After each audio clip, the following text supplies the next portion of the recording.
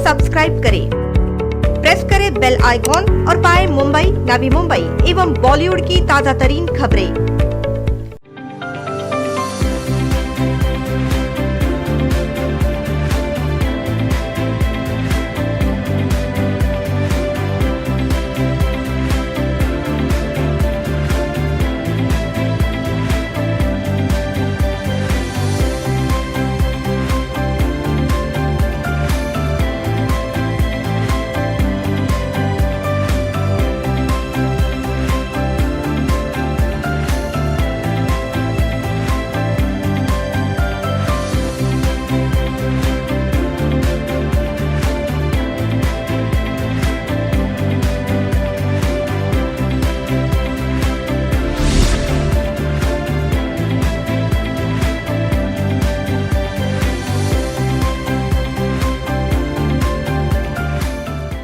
फेफड़ों का कैंसर एक प्रकार का कैंसर है जो फेफड़ों में शुरू होता है।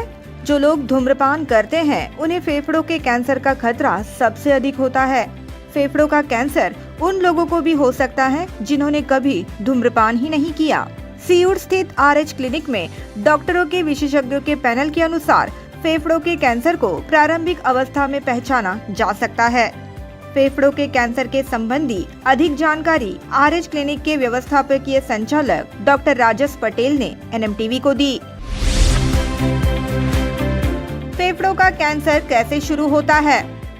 RH क्लिनिक के डॉक्टर राजस पटेल ने NMTV से बात करते हुए कहा कि सिगरेट पीने वाले लोगों के फेफड़ों में धुआं भर जाता है एवं यहाँ धुआं अंदर जाने से जख्म होने लगते हैं। फेफड़े का कैंसर या लंग कैंसर शुरू होता है बेसिकली जब हमारे लंग्स बार बार रिपीटेडली किसी इंजरी, जैसे कि बहुत छोटी इंजरी होती है, जैसे कि कोई अगर इंसान जो सिगरेट पीने वाला है या हुक्का पीने वाले हैं या वेपोराइजर यूज़ करने वाले लोग हैं, उनके लंग्स में बार बार ये जो धुआं और कार्सिनोजेनिक जो उसके अंदर जो मटेरियल्स होते हैं ये बार बार अंदर जा के छोटी छोटी इंजरीज हमारे लंग के अंदर वो कॉज करना शुरू कर देते हैं।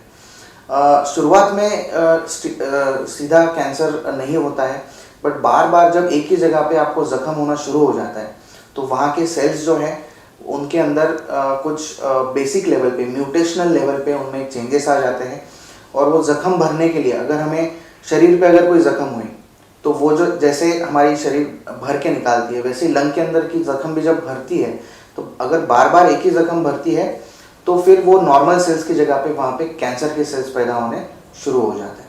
तो इस तरह से लंग कैंसर की जो शुरुआत है वो होती है।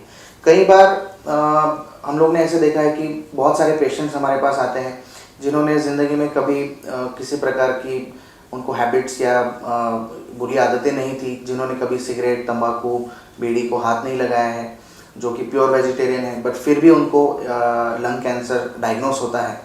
तो इसके पीछे जो अभी तक की मेडिकल साइंस में जो भी स्टडीज़ हुई है वो ये कहती है कि उनके अंदर म्यूटेशन, जीन्स में म्यूटेशंस कुछ ऐसे हो जाते हैं कि जिसकी वजह से जो नॉर्मल सेल्स हैं वो कैंसरस सेल्स में कन्वर्ट हो जाते हैं। तो ऐसे इस प्रकार से जो कि नॉन स्मोकर्स हैं उनके अंदर भी लंग कैंसर की शुरुआत हो सकती है।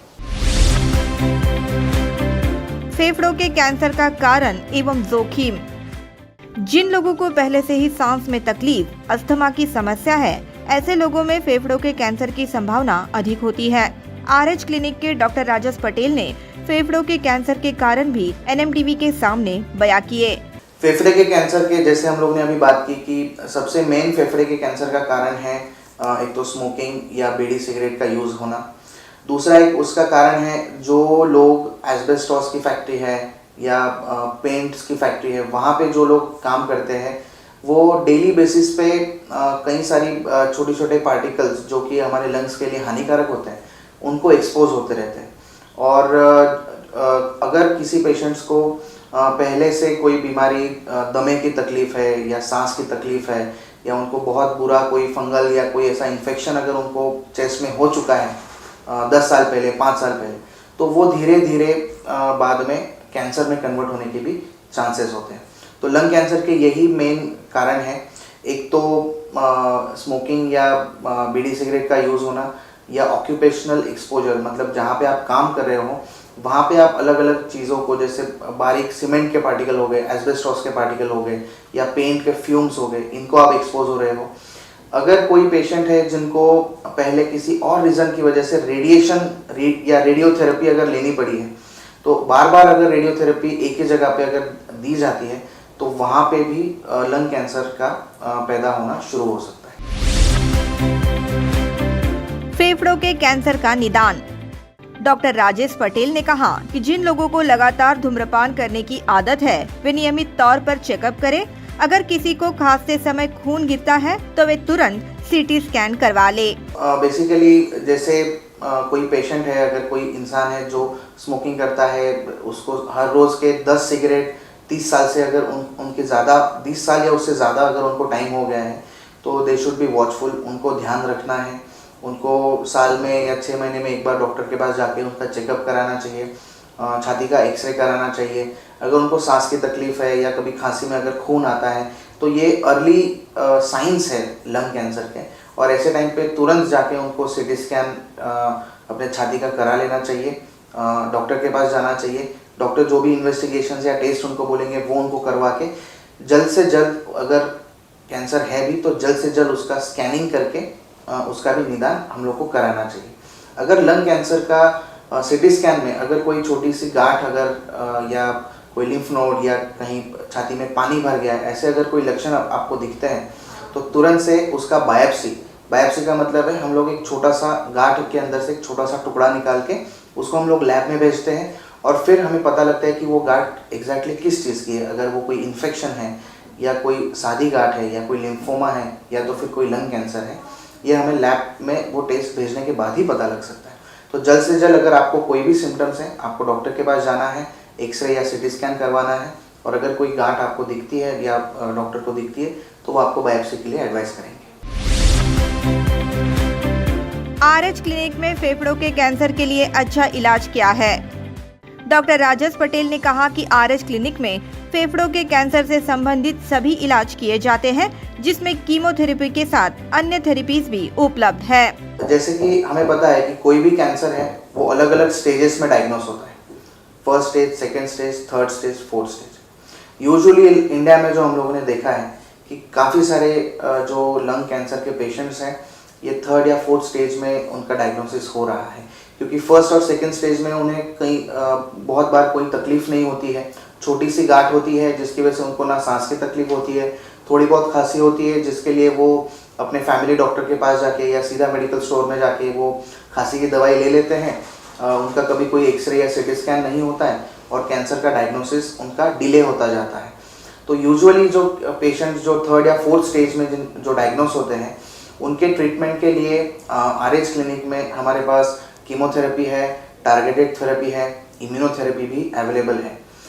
लंग कैंसर का जो मोस्ट कॉमन फॉर्म या टाइप जो है जिसे हम लोग एडिनोकार्सिनोमा कहते हैं, कि अगर 100 कैंसर के अगर 100 पेशेंट्स हैं तो उसमें से 75 to 80 पेशेंट, मतलब 75 to 80% of patients are usually of adenocarcinoma. और अगर कोई महिला है जिनकी उम्र 50 साल के अंदर है, जिन्होंने कभी स्मोकिंग या तंबाकू का कोई यूज़ नहीं किया है, और जो एशियाटिक रीजन में रहते हैं, जो एशिया में मतलब जैसे कि इंडिया में अगर कोई रहते हैं, तो ऐसे महिलाओं में अगर एडिनोकार्सिनोमा डायग्नोस होता है तो एडिनोकार्सिनोमा के अंदर हम लोग फर्दर स्टडीज़ करते हैं जिसे हम लोग म्यूटेशनल स्टडीज़ कहते हैं। अगर उन म्यूटेशनल स्टडीज़ में अगर कोई EGFR, ALK, ROS1, PDL1 ये अगर कोई म्यूटेशंस पॉजिटिव आते हैं तो हमें कीमोथेरेपी अवॉइड कर सकते हैं। हम उन्हें सीधा एक टारगेटेड थेरेपी, मतलब सिर्फ एक गोली, जो उनको एक डेली बेसिस पे एक गोली खानी पड़ेगी, एंड वो गोली उनके कैंसर को कंट्रोल में रख सकती है, उसको कम कर सकती है। तो हमारे पास आज लंग कैंसर के लिए जो भी ट्रीटमेंट पूरी दुनिया में अवेलेबल है वो सब आपको आरएच क्लिनिक में अवेलेबल है। कीमोथेरेपी भी है, टारगेटेड थेरेपी भी है और इम्यूनोथेरेपी भी है। फेफड़ों के कैंसर के साथ कैसे रह सकते हैं? अगर पहले चरण में कैंसर का निदान होता है तो ऑपरेशन कर गांठ निकाली जा सकती है एवं मरीजों को केमोथेरेपी से दूर रखा जा सकता है। ऐसी जानकारी भी डॉक्टर राजेश पटेल ने दी।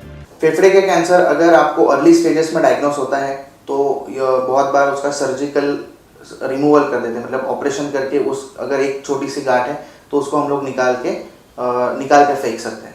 बट अगर लंग कैंसर अगर एडवांस्ड या मेटास्टैटिक स्टेज या स्टेज 4 में अगर वो डायग्नोस होता है तो ऑपरेशन करके उसको निकालना नामुमकिन रहता है। और ऐसे समय में हम लोग ये कोशिश करते हैं कि पेशेंट के जो भी कैंसर है उसके ऊपर हम लोग ज़्यादा से ज़्यादा उसकी जेनेटिक या म्यूटेशन स्टडीज़ करें और उनको कीमोथेरेपी से ज़्यादा हम लोग दूर रखने की कोशिश करते हैं। जितना हो सके हम लोग उनको टारगेटेड थेरेपी या इम्यूनोथेरेपी पे शिफ्ट करने की कोशिश करते हैं। क्यों? क्योंकि टारगेटेड और कीमोथेरेपी के जो साइड इफ़ेक्ट्स हैं वो कीमोथेरेपी से बहुत कम है। टारगेटेड और immunotherapy very well tolerated kind of treatment है। उसके लिए आपको बार बार टारगेटेड थेरेपी के लिए आपको बार बार हॉस्पिटल आने की भी ज़रूरत नहीं है। आप घर पे बैठ के आप गोली खा सकते हो और बस हर 2-3 महीने में आपको आके सिर्फ ओपीडी में आपको फॉलोअप कराना पड़ता है। कभी सीटी स्कैन, कभी एक्सरे, कभी ब्लड टेस्ट, इतना ही आपका फॉलोअप रहता है और आप आपकी नॉर्मल ज़िंदगी लंग कैंसर के साथ भी आप जी सकते हैं। फेफड़ों के कैंसर के ज्यादातर मरीज अमेरिका में इलाज करना पसंद करते हैं और भारत में नहीं। आगे उन्होंने ये भी कहा कि कैंसर के इलाज के लिए जो बाहर जाते हैं उनमें अधिकतर मरीज ये फिल्म स्टार होते हैं।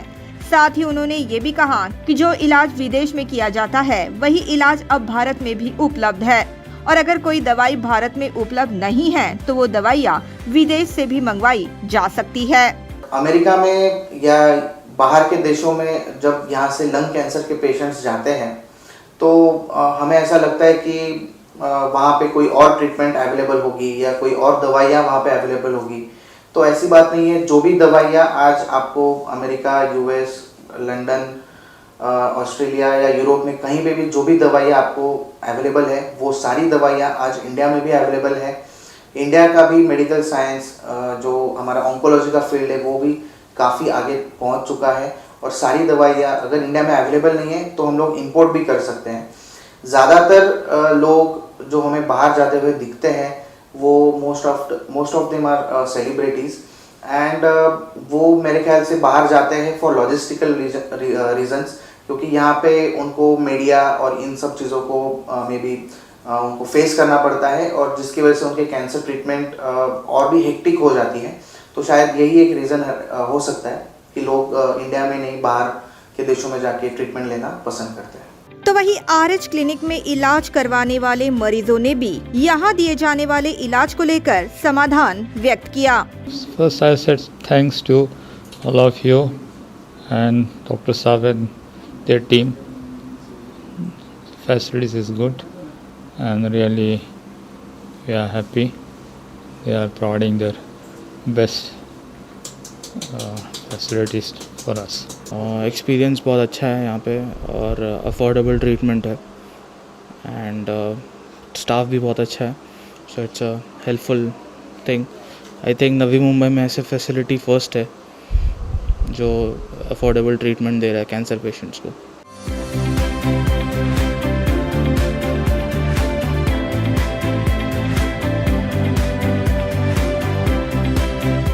Bureau report NMTV news.